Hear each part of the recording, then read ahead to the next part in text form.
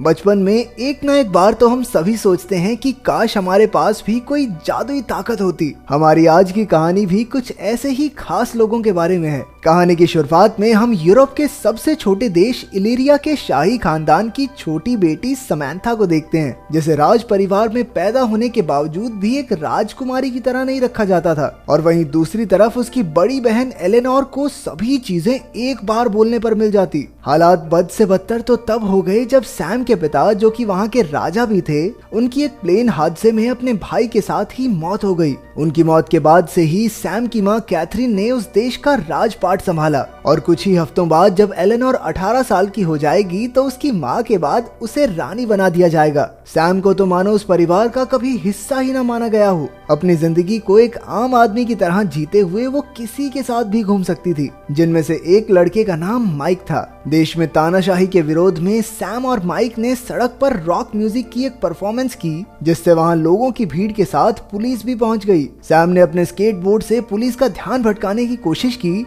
पर एक traffic sign से टक्कर होने की वजह से पुलिस ने उसे धर दबोचा। जब उसे वापस घर लाया गया तब उसने अपनी माँ को बताया कि देश के लोग सरकार से नाखुश हैं, पर कैथरीन ने तो इस बात को मानने से साफ इनकार कर दिया। अगली सुबह वो स्कूल में रोक्साना से मिली, जो उसी की तरह एक शाही खानदान की दूसरी बेटी थी। वो एक शांत मिजाज की लड़की थी जो अक्सर अपने आप में ही खोई रहती। रोक्साना को लाइव स्ट्रीमिंग करना बहुत पसंद था, जिसकी वजह से वो मशहूर भी थी। इसके बाद हमें एक हाई सिक्योरिटी जेल दिखाई जाती है, जहाँ पर 34 नंबर कैदी को अपने सेल में से एक कैपेसिटर मिला, जिसे उसने एक डिवाइस में लगाकर अपने गले में बंधा हुआ नेक कफ खोल दिया। ये करते ही उसकी सारी शक्तियां उसके पास वापस आ गई और वो उन्हीं शक्तियों से जेल का दरवाजा तोड़कर वहां से निकल गया। इधर सैम और माइक अपने म्यूजिक कॉन्सर्ट की प्रैक्टिस में लगे थे। माइक ने सैम को एक कॉन्सर्ट में साथ चलने को कहा और वो भी मान गई। तभी वो एकदम हैरान रह गया जब सैम को उसके मुंह से गार्लिक नान की स्मेल आई, जो उसने 2 दिन पहले खाया था। उस रात एलेनोर की रानी बनने से पहले की पार्टी अटेंड करते वक्त सैम को याद आया कि उसने तो माइक के साथ एक पार्टी में जाने का वादा किया था। वो उसी वक्त अपनी माँ को झूठ बोलकर वहाँ से निकलकर क्लब पहुंची,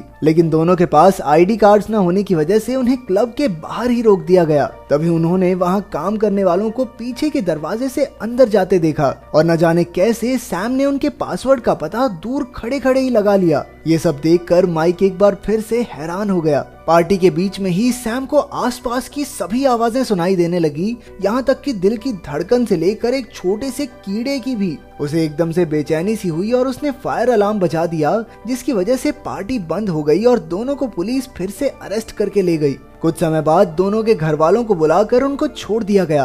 कैथरीन ने सैम को झूठ बोलने की सजा देने के लिए उसे गर्मी की छुट्टियों में भी स्कूल भेजने का फैसला किया। इधर 34 नंबर कैदी अपने पार्टनर को फोन करके उसके सेव वाले आइडिया की तारीफ करते हुए बताता है कि कैथरीन ने ही उसे जेल में डाला था। वो अपने अगले कदम के इंतजार में था और साथ ही उसकी नजर सैम पर भी थी। अगले दिन स्कूल में उसे जनवरी नाम की एक लड़की मिली, जिसने बताया कि उसके पिता और सैम के अंकल दोस्त थे। क्लास में मैटियो, टूमा और रोक्साना भी बैठे हुए थे। कुछ देर बाद प्रोफेसर जेम्स ने उन्हें बताया कि शाही खानदान के दूसरे बच्चे होने की वजह से उन सभी में बचपन से ही एक अनोखी शक्ति मौजूद है, जिसका उन्हें अभी तक अंदाजा भी नहीं। और इस बार गर्मी की छुट्टियों के दौरान उन्हें सीक्रेट सोसाइटी के लिए तैयार किया जाएगा। अपनी माँ कैथरीन को इस सीक्रेट सोसाइटी प्रोग्राम की हेड के रूप में देखकर सैम हैरान हो गई। कैथरीन ने सभी को बताया कि ये सीक्रेट सोसाइटी राजा या रानी पर आने वाले सभी खतरों से लड़ने के लिए बनाई गई थी, लेकिन अगर उनमें से कोई भी इसका टेस्ट पास नहीं कर पाता तो उसकी याददाश्त मिटा दी जाएगी,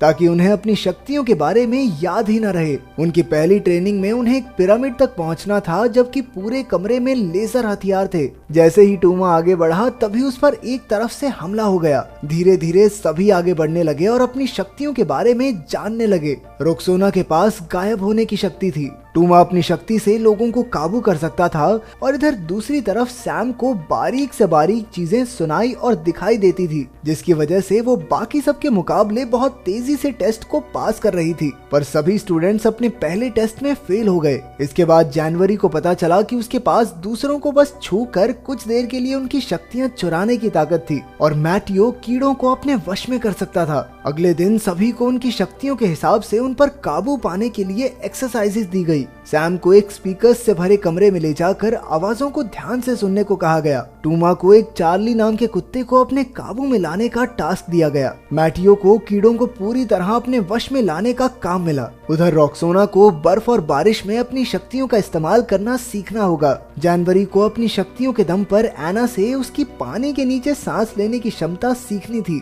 जेम्स ने बच्चों का टेस्ट लेने के लिए जानबूझकर सैम को जहरीला खाना पकड़ाया, जिसके बाद जनवरी ने सैम को अपना सेब खाने को दिया। उसी रात माइक के पिता ने उसे सैम को फोन करते देखा और न जाने क्यों बिना बात ही सैम से दूर रहने को कहा। अगले दिन सैम अपनी माँ से मिलने पहुंची, जिन्होंने उसे एक अंडरग्राउंड हेडक्वार्टर दिखाया। वहाँ बहुत सारी कीमती चीजें पड़ी थी, जिनमें से एक डीएनए बेस्ड नैनो डिवाइस था जो एक जैसे डीएनए वाले लोगों को टारगेट करता था। कैथरीन ने उसको अपनी शक्तियों पर काबू लाने के कुछ तरीके बताए। इसके बाद रॉक्साना को छोड़कर सभी बच्चों ने अपनी शक्तियों पर काबू पा लिया था। सिर्फ रॉक्साना ही आगे नहीं बढ़ पा रही थी, इसलिए जेम्स ने उसको इतने बिखरे हुए बालों में लाइव हो जाने की धमकी दी और ये सुनते ही रॉक्साना ने अपनी शक्तियों का इस्तेमाल करके खुद को गायब कर लिया। ये होती हैं लड़कियां। राजा रानी मारे जाएं, याददाश्त चली जाए, फर्क नहीं पड़ता, लेकिन इंस्टाग्राम पे गंदे बाल वाली फोटो नहीं जानी चाहिए। अब सभी स्टूडेंट्स अपनी शक्तियों को पूरी तरह से पहचानने लगे थे और ये देखकर जेम्स बहुत खुश था। उस रात सैम को माइक के साथ एक कॉन्सर्ट में जाना था, पर तभी जेम्स ने सभी को उठाकर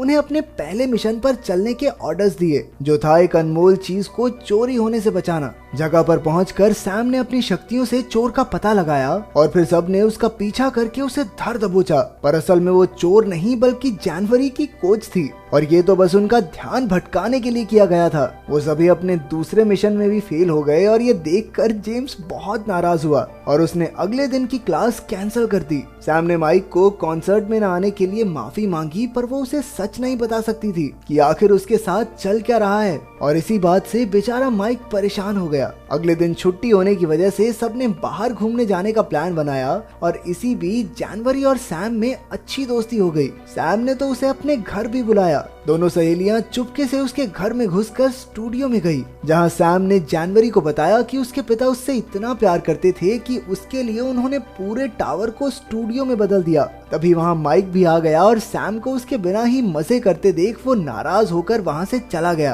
कुछ देर बाद कैदी नंबर 34 ने अचानक से उन सभी पर हमला कर दिया और वहां से भागने से पहले उसने सैम को स्नोफ्लेक्स कहकर पुकारा, जो सैम ने फट से पकड़ लिया क्योंकि सिर्फ उसके पिता ही उसे स्नोफ्लेक्स बुलाते थे। जेम्स ने सबको शांत रहने को कहा, लेकिन सैम उसकी बात ना सुनते हुए कैदी नंबर 34 के पीछे भागी और उसने उसे जंगल में ढूंढ लिया, जहां जेम्स सैम को बचाने की कोशिश में बुरी तरह जख्मी हो गया। उसने सैम को बताया कि वो ही उसका चाचा एडमंड है, लेकिन इससे पहले वो उसे कुछ और बता पाता, जनवरी वहां आ गई और चोरी की हुई शक्तियों से उसे एक जोरदार मुक्का दिया। वो सैम और प्रोफेसर जेम्स को वहां से ले गई, जिसकी हालत इतनी नाजुक थी कि उसे हॉस्पिटलाइज करवाना पड़ा। कैथरीन को अब हार मानकर अपनी बेटी को सारा सच बताना ही पड़ा। उसने बताया कि एडमंड ने ही राजा बनने के लिए उसके पिता को मार दिया था और उसके इस गुनाह की वजह से कैथरीन ने उसे हाई सिक्योरिटी जेल में बंद कर दिया था। सैम अपने चाचा से मिलने जेल पहुंची, जहां एडमंड ने उसे बताया कि वो दरअसल देश में तानाशाही को पूरी तरह खत्म करना चाहता था,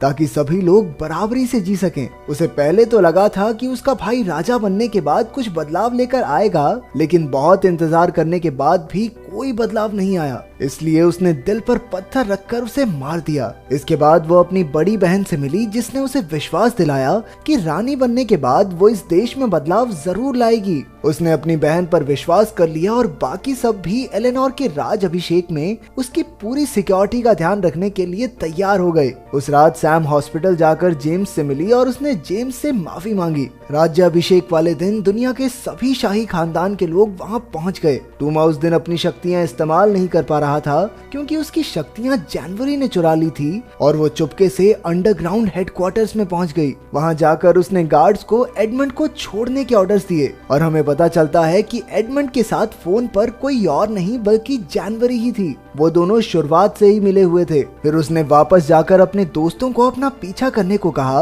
और उन्हें सेल में बंद कर दिया। लेकिन मैथ्यू ने अपनी एक मक्खी की मदद से सैम को सारी बात बता दी। सैम ने अपनी शक्तियों का इस्तेमाल करके एडमंड को ढूंढ लिया और उसका पीछा करने लगी। इधर रानी का राज अभिषेक शुरू हो चुका था और एडमंड ने वहां पहुंचकर एक नैनो डिवाइस फिट कर दिया जो उन सभी लोगों को खत्म कर देगा जिनमें भी शाही खानदान का खून है। सैम को पता चल चुका था कि जानवरी उसके पीछे आ रही है। वो भागकर माइक के घर गई और उससे मदद मांगी। पहले तो माइक ने मना कर दिया, लेकिन जब सैम ने उसे अपना सीक्रेट बताया तो वो मान गया। दोनों ने फिर साथ में पहले जानवरी को पकड़ा, जिसने मान लिया कि वो एडमंड का साथ इसलिए दे रही है ताकि वो राज कर सके। इसके बाद उन्होंने बाकी सबको छुड़ाकर एक साथ एडमंड के खिलाफ लड़ने का प्लान बनाया। एडमंड का मानना था कि शाही खानदान के खत्म होने के बाद ही लोगों को असली आजादी मिलेगी। सैम, टूमा और रेक्सोना उसका ध्यान भटकाकर उसे एक कमरे में ले आए जहां पहले से ही एक डिवाइस फिट था जिससे एडमंड की शक्तियां कमजोर पड़ गई।